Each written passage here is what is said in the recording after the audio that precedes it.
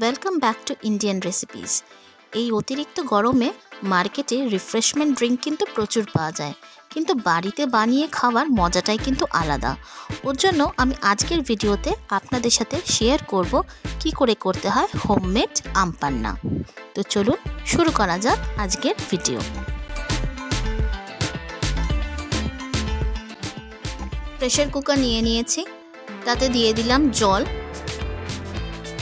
এবার এখানে আমি 7-8টা মতো আম, কাঁচা আম দিয়ে দিচ্ছি সেদ্ধ করার জন্য।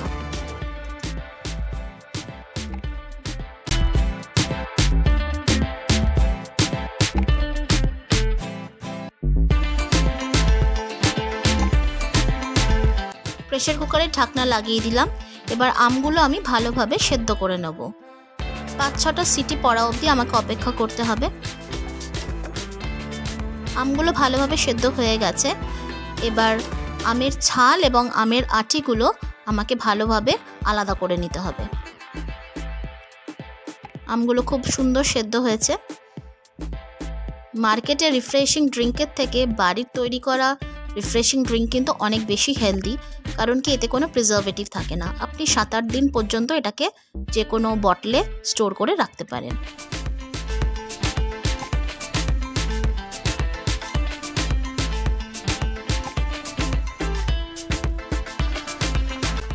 আম পান্না বানানোর জন্য এবার আমি প্যানে একটা মশলা তৈরি করে নেব। প্যানটা ভালোভাবে গরম হয়ে গেলে তাতে দিয়ে দিলাম ধনে, জিরে আর শুকনো লঙ্কা, তেজপাতা। এবার ধনে, জিরে, শুকনো লঙ্কা, তেজপাতাটা ভালো করে রোস্ট করে নিচ্ছি। লো ফ্লেম রেখে রোস্ট করে নিতে হবে। মশলাগুলো যেন পুড়ে না যায় সেটা একটু খেয়াল রাখতে হবে। আমি ভালো করে রোস্ট করে নিচ্ছি ধনে, জিরে, শুকনো লঙ্কা আর তেজপাতা।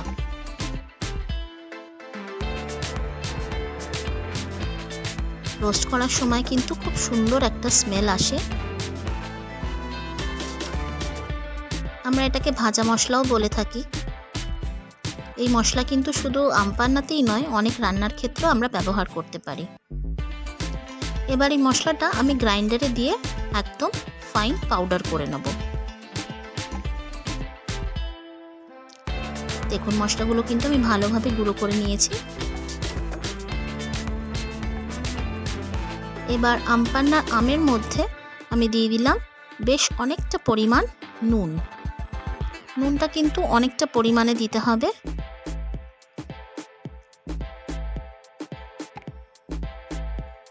এবার দিয়ে দিচ্ছি চিনি। নুন চিনির পরিমাণ কিন্তু যথেষ্ট বেশি হবে।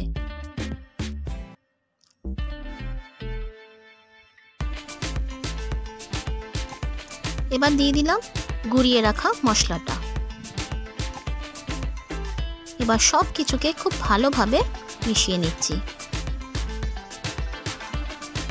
আপনাদেরকে মশলা, নুন, চিনি খুব ভালোভাবে মিশিয়ে নিতে হবে। যত ভালোভাবে মেশাবেন দেখবেন ভিতরে কোনো পাল্প থাকবে না। আমি ভালোভাবে মিশিয়ে নিচ্ছি। খুব সুন্দরভাবে কিন্তু মিশে গেছে সমস্ত মশলা, নুন, চিনি।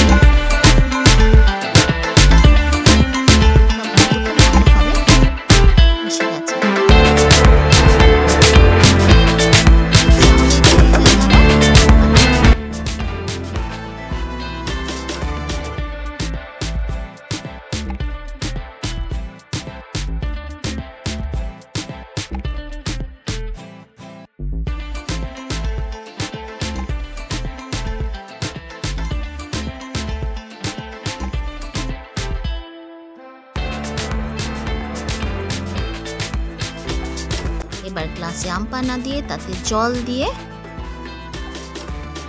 তৈরি করে নিলাম আজকের রিফ্রেশমেন্ট ড্রিঙ্ক।